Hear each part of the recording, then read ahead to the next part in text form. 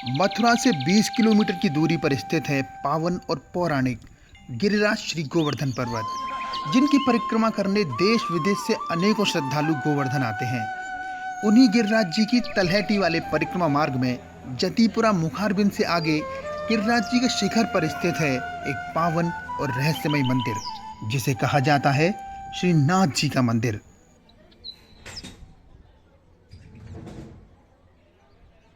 इस मंदिर तक पहुंचने के लिए हमें गिरिराज जी की ऊंची नीची शिलाओं से होकर जाना पड़ता है, और क्योंकि यही मंदिर तक पहुंचने का एकमात्र मार्ग भी है, इसलिए यहाँ चलते हुए सावधानी बरतना बहुत ज़रूरी है। हम लगभग इतनी ऊंचाई चढ़ के यहाँ आए हैं, गिरिराज जी की शिलाओं से ऊपर चढ़ के, और इतनी शिलाओं पर चढ़ने के बाद अब हमें ये सीढ़ियाँ चढ़ के ऊपर जाना पड़ेगा। अब हम श्रीनाथ जी के मंदिर परिसर में तो प्रवेश कर चुके हैं, लेकिन मंदिर तक पहुंचने के लिए हमें थोड़ी सी सीढ़ियाँ और चढ़ना पड़ेगा। जय जय श्री राधे।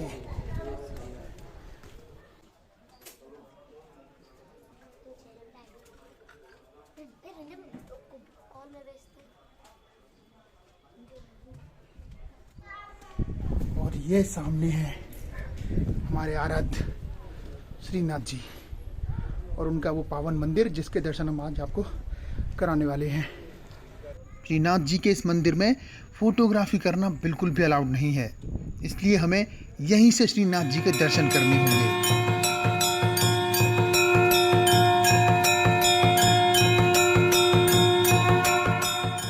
अब मैं आपको मंदिर की परिक्रमा करते हुए वो कहानी भी सुनाता हूँ कि क्यों श्रीनाथ जी को एक गुफा के रास्ते राजस्थान जाना पड़ा। दरअसल मेवाड़ की एक राजकुमारी थी अजब कुमारी। एक बार जब अजब कुमारी के पिता बीमार हुए तो वो उनके स्वस्थ होने की कामना लेकर गोवर्धन आई, और सांवरे का रूप देखकर उनकी भक्ति में ऐसी खोई कि यहीं की होकर रह गईं। अजब कुमारी की भक्ति से प्रसन्न होकर भगवान श्री कृष्ण ने उन्हें दर्शन दिए। तब अजब कुमारी ने भगवान से अपने बीमार पिता को भी दर्शन देने के लिए मेवाड़ चलने का आग्रह किया, लेकिन श्री कृष्ण ने कहा कि वो ब्रज को छोड़कर नहीं जा सकते। फिर भी अजब कुमारी ने जब बहुत हठ किया तो श्री कृष्ण इस शर्त पर जाने को राजी हुए कि वो रात होने से पहले अपने प्रिय ब्रज में लौट आएंगे। उन्होंने ब्रजवासियों से छुपकर जाने के लिए तब इस गुफा का निर्माण किया था। आज भी भगवान श्री कृष्ण प्रतिदिन इस गुफा से मंगला आरती के लिए राजस्थान जाते हैं, और आंखों में नींद भरने से पहले इस मंदिर में लौट भी आते हैं। मंदिर के इसी भाग में हर रात श्रीनाथ जी का बिस्तर लगाया जाता है, और हर सुबह उस पर सिलवटें पाई जाती हैं।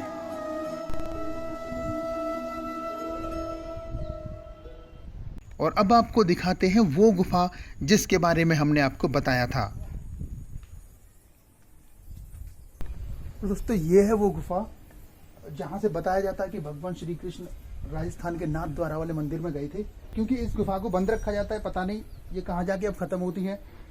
हो सकता है बीच बीच में कहीं धंस भी गई हो, इसमें सांप या जहरीले कीड़े भी हो सकते हैं, इसलिए इसको ताला लगा के बंद रखा जाता है। क्योंकि अभी यहाँ पे लगभग 5 दिन का गुरु पूर्णिमा का गोवर्धन परिक्रमा का मेला भी लगा था, इसलिए जो श्रद्धालु यहाँ दूर दूर से आते हैं वो भी गुफा के दर्शन कर सकें, इस चक्कर में अभी इसका ताला यहाँ खोला गया है, वरना ये हमेशा बंद ही रहती है।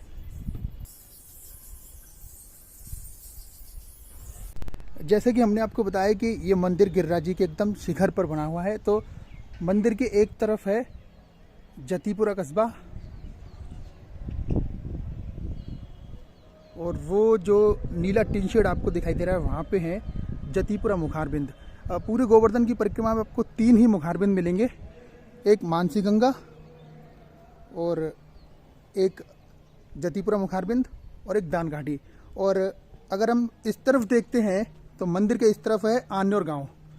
ये दोनों ही आपको परिक्रमा मार्ग में मिलेंगे। अगर आप गिरिराज जी की तलहटी की परिक्रमा लगाते हैं तो ये दोनों ही गांव आपको मिल जाएंगे परिक्रमा मार्ग में। ये है इधर आन्योर गांव, ये एक बहुत बड़ा गांव,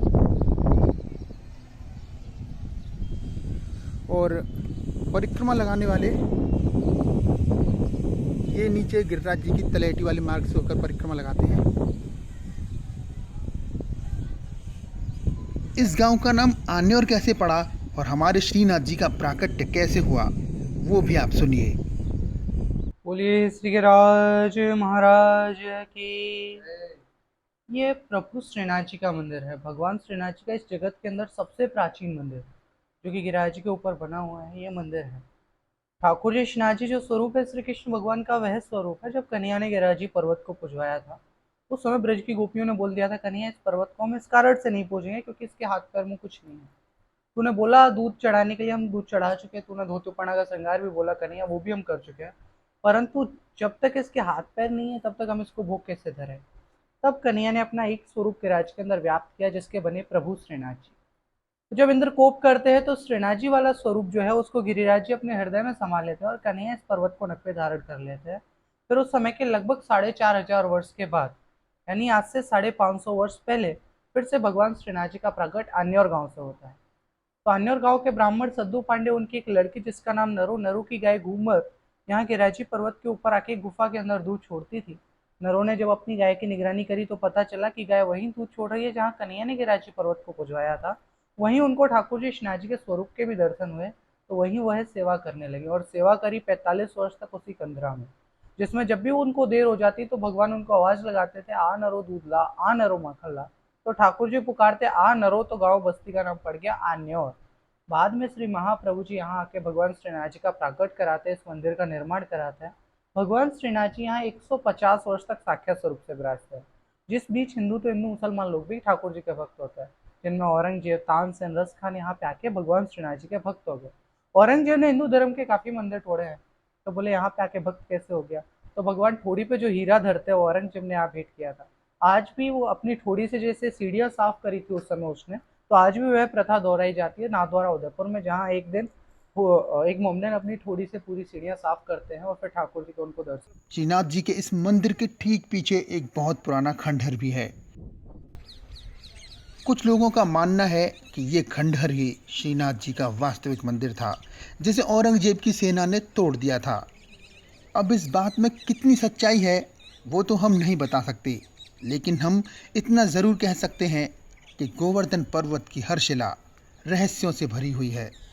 यकीन न हो तो आप खुद देख लीजिए। महाराज जी क्या चीज़ है ये? ये सिंधु शिला है। राधा जी ने जो मांग भरी ना, यहाँ से मांग भरी है, बिंदी लगाई है, तब महाराष्ट्र में पधार गया। अच्छा जी। हाँ जी, बरसाने से राधा जी आई थी महाराज के लिए, तो उनका श्रृंगार अधूरा था, तो यहाँ से मांग भर के बिंदी लगा करके महाराष्ट्र में गए। तो इसी शिला से अपनी मांग भरी थी जी। आप लोग कहाँ से हो सारे? बनारस। काशी? काशी बनारस। इतनी दूर से गिरिराज जी के दर्शन करने? और अब ये आप सिंदूरी शिला से सिंदूर अपने माथे पे लगा रहे हो, राधा रानी का प्रसाद समझ के ना, उनका आशीर्वाद समझ के। जय श्री राधे राधे। जय जय श्री राधे। आ रहा है ना सिंदूर? ये देखिए। हाँ, सबकी उंगली पे, सबकी उंगली पे है। क्या बात है। तो आज के वीडियो में सिर्फ इतना ही। इस रहस्यमय मंदिर के दर्शनों के बाद अब समय है आपसे विदा लेने का। तो मिलते हैं अगले वीडियो में किसी नए स्थान पर। तब तक के लिए जय श्री राधे।